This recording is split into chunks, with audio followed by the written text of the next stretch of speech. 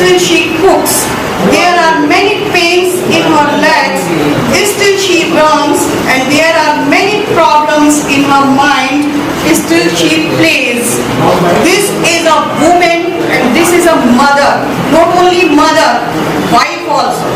पत्नी भी वही काम करती है अपने पति के लिए जो एक माँ अपने बेटे के लिए करती है। अगर ये बातें हम लोग भी समझ ले तो एक पति उसको अच्छे से समझ के उसकी बातों को समझ सकता है। क्योंकि मैं घर भी संभालती हूँ, मैं पेशे से प्रोफेशनल मेकअप आर्टिस्ट हूँ, तो बाहर भी काम देती हूँ।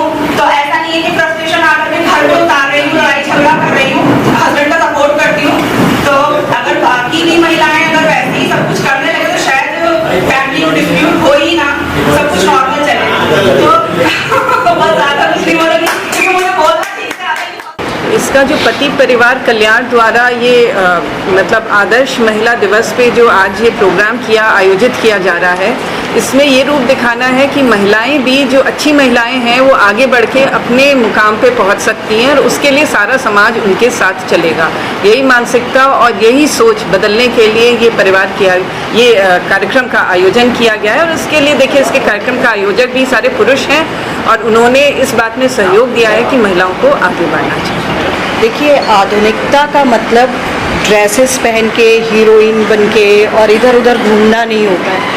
आधुनिकता का मेरे हिसाब से मतलब होता है अपने विचारों में आप आधुनिकता रहें। आप सब भी ड्रेसेस पहन के और पारिवारिक मूल्यों का ध्यान में रखते हुए भी उन सब चीज़ों को अचीव कर सकते हैं जो कि आपको दिखावा या आडंबर करने के लिए उसकी ज़रूरत नहीं होती है।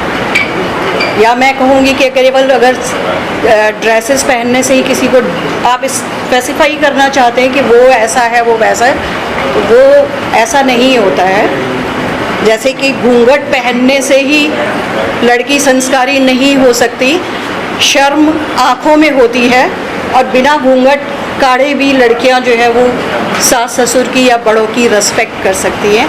ये मैं आधुनिकता के बारे में कहना चाहती हूँ। जैसा कि आपने कहा कि बाहर भी काम कर रही हूँ, घर में भी काम कर रही हूँ, उसके लिए ज़रूरी है सामंजस्य।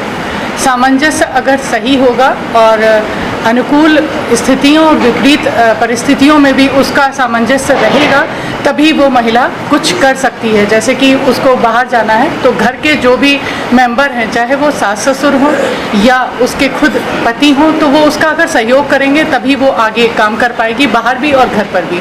इसी तरह से जो स्त्रियां हैं वो अपने कर्तव्यों का पालन करें, उनका अक्षरशः जैसे भी उनको बताया गया है, जो भी संस्कार दिए गए हैं उसका वो पालन करें, क्योंकि संस्कार माँ बाप के घर से ही मिलते हैं। और जब माँ बाप अच्छे संस्कार देंगे तो बेटी उसका ज़रूर पालन करेगी। ऐसा नहीं है कि संस्कार अगर गलत होंगे, गलत कभी किसी के संस्कार नहीं होते, लेकिन संगत का असर जो होता है, जैसे कि आप ससुराल में गई लड़की और वहाँ पे ननद अगर उसका व्यवहार अच्छा नहीं है या वो कुछ भी अपशब्द बोलती है, तो वो उसकी कमी नहीं है, वो उसके परिवार वालों की कमी है जिन्होंने कि उसको संस्कार नहीं दिए हैं। इसलिए संस्कारों का सबसे पहले महत्व है।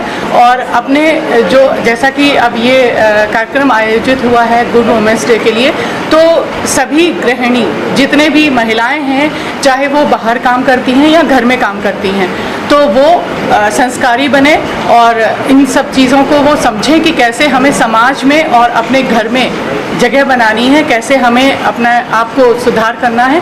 जब वो खुद में सुधार करेंगी तब सब अपने आप ही सुधार हो जाएगा, पूरा परिवार सुखी रहेगा।